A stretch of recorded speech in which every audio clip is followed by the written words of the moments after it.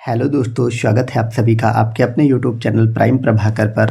दोस्तों, आज के इस वीडियो में हम देखने वाले हैं उत्तर प्रदेश के सभी टाइगर रिजर्व, उत्तर प्रदेश के नेशनल पार्क, उत्तर प्रदेश के सारे रामसर साइट और उत्तर प्रदेश के जो भी वन क्षेत्र हैं वो हम पूरा कवर करेंगे। ठीक है, तो चलिए इस वीडियो की शुरुआत करते हैं।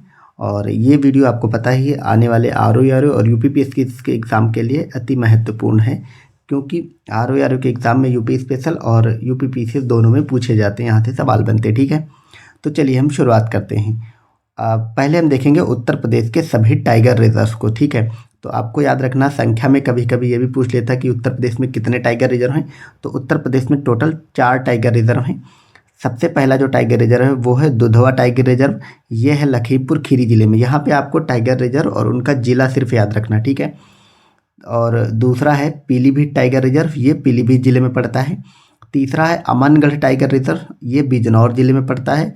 और चौथा और सबसे लेटेस्ट ये बना है 2023 में ही, ये रानीपुर टाइगर रिजर्व, ये चित्रकूट में पड़ता है। ठीक है, तो इस प्रकार ये total 4 tiger reserve Uttar Pradesh में है। यहाँ पे मैंने नेशनल पार्क की कोई स्लाइड नहीं बनाई, बल्कि मैं ऐसे ही आपको बता दूंगा कि यूपी में सिर्फ एक नेशनल पार्क है। टाइगर रिजर्व और नेशनल पार्क, टाइगर रिजर्व 4 हैं लेकिन नेशनल पार्क सिर्फ एक है। तो इन्हीं टाइगर रिजर्व में से एक जो ये दुधवा नेशनल पार्क है या दुधवा टाइगर रिजर्व इसको बोलते हैं, यही इकलौता नेशनल पार्क है। ठीक है, तो आपको याद रखना है कि दुधवा टाइगर रिजर्व भी है और नेशनल पार्क भी है, और ये अकेला नेशनल पार्क उत्तर प्रदेश का है। ठीक है, तो इस प्रकार हमने टाइगर रिजर्व और नेशनल पार्क देख ली। अब हम देखेंगे रामसर साइट को। ठीक है, उत्तर प्रदेश में टोटल 10 रामसर साइट हैं, आपको याद रखना है। ठीक है, और अगर पूरे भारत की बात करें तो आपको सिर्फ इतना याद रखना कि पूरे भारत में उत्तर प्रदेश का स्थान दूसरा है। ठीक है, और पहला स्थान किसका है? पहला स्थान तमिलनाडु का है।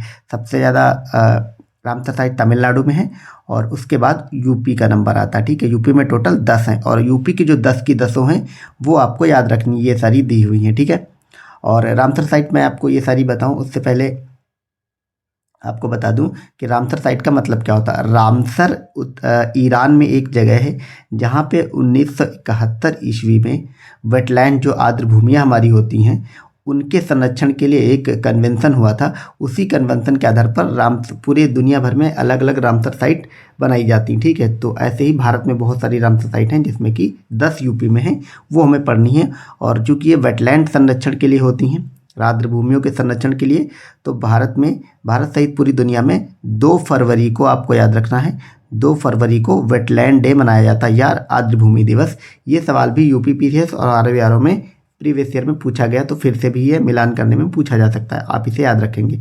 तो इतनी एक्स्ट्रा इन्फॉर्मेशन के बाद अब हम देखते हैं यूपी की 10 रामसर साइट को। ठीक है, तो पहला है ऊपरी गंगा नदी, ये ब्रज घाट से नरौरा तक है। नरौरा कहाँ पे पड़ता है? बुलंदशहर जिले में। ठीक है, नवाबगंज पक्षी अभयारण्य कहाँ है? ये उन्नाव जिले में है। ठीक है, नवाबगंज पक्षी अभयारण्य कहाँ है? ये उन्नाव जिले में। सांडी पक्षी अभयारण्य ये हरदोई में है। समसपुर पक्षी अभयारण्य ये रायबरेली में है। समन पक्षी अभयारण्य ये मैनपुरी में है। आपको याद रखना, समसपुर रायबरेली में है और समन मैनपुरी में। पार्वती अर्गा पक्षी अभयारण्य ये गोंडा जिले में पड़ता है। सरसई नावर झील जो है वो इटावा में पड़ती है। सूर सरोवर झील या इसी को हम कीठम झील कहते हैं, ये आगरा जिले में पड़ती है। ठीक है, हैदरपुर वेटलैंड कहाँ पड़ता है? हैदरपुर वेटलैंड पड़ता है मुजफ्फरनगर में। ठीक है, और बखीरा वन्यजीव अभयारण्य ये संत कबीर नगर जिले में पड़ता है। तो इस प्रकार ये टोटल 10 रामसर साइट हो गई। ठीक है, अब हम चलिए नेक्स्ट इसी वीडियो में अब हम यूपी का वन क्षेत्र वगैरह देख लेते हैं, कहाँ किस जिले में ज़्यादा वन है, किस जिले में कम वन है। ठीक है, तो चलिए सर्वाधिक वन क्षेत्र को हम देखते हैं।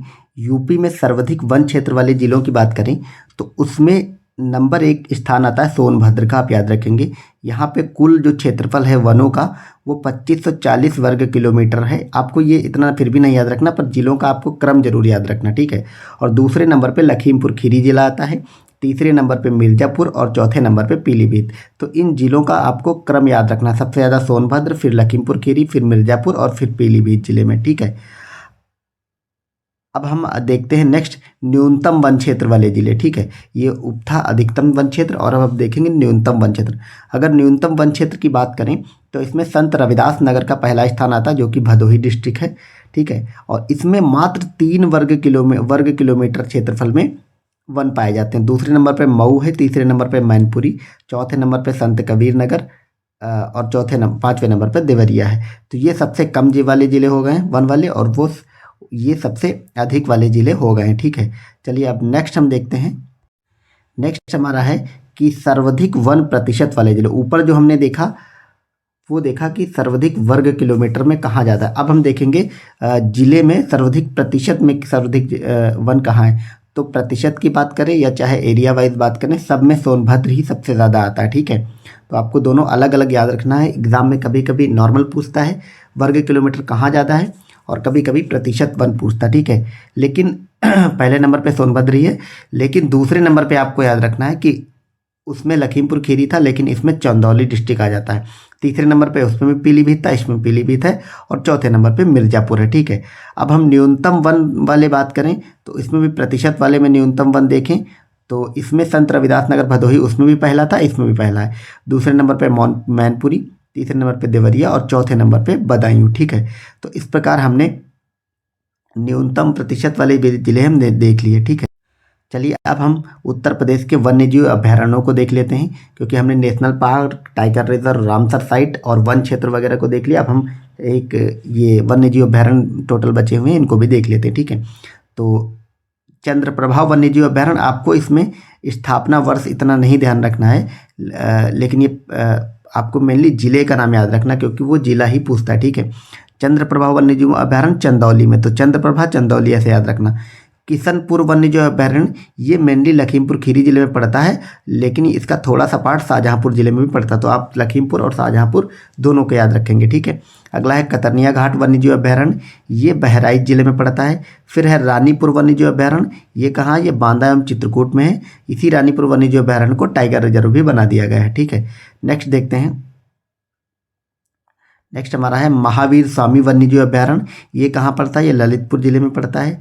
अगला है राष्ट्रीय चंबल वन्यजीव अभयारण्य, ये कहाँ, ये आगरा और इटावा में है। कैमूर वन्यजीव अभयारण्य कहाँ, ये मिर्ज़ापुर सोनभद्र में है। ठीक है, अब चलिए और देख लेते हैं। हमने कैमूर तक देख लिया था। अगला है हस्तिनापुर वन्यजीव अभयारण्य, ये इतने सारे जिलों में पड़ता है, लेकिन ये मेनली मेरठ में पड़ता है, पर इसकी जो सीमा है वो थोड़ा थोड़ा मुजफ्फरनगर, बिजनौर, हापुड़, अमरोहा, मुरादाबाद, गाजियाबाद से भी लगती है। ठीक है, तो आपको मेन मेरठ याद रखना है। सुहागी बरवा वन्यजीव अभयारण्य कहाँ, ये महाराजगंज जिले में है। सुहेलदेव वन्यजीव अभयारण्य कहाँ, ये श्रावस्ती, गोंडा और बलरामपुर जिले में पड़ता है। और कछुआ वन्यजीव अभयारण्य कहाँ, ये वाराणसी, बनारस में है। ठीक है, और सबसे लेटेस्ट यही है, 1989 में ये बना था। तो इस प्रकार हमारा ये वीडियो यूपी स्पेशल का उत्तर प्रदेश का वन क्षेत्र, उत्तर प्रदेश का national park, tiger reserve, Ramsar site और ये वाइल्ड लाइफ सेंचुरी, इन सबको कवर करता है। ठीक है, तो आप बताइए आपको वीडियो कैसा लगा, आप कमेंट सेक्शन में बता सकते हैं, अपना फीडबैक दे सकते हैं। इसी तरह आप अपनी तैयारी जारी रखिए, and thank you so much for watching the video.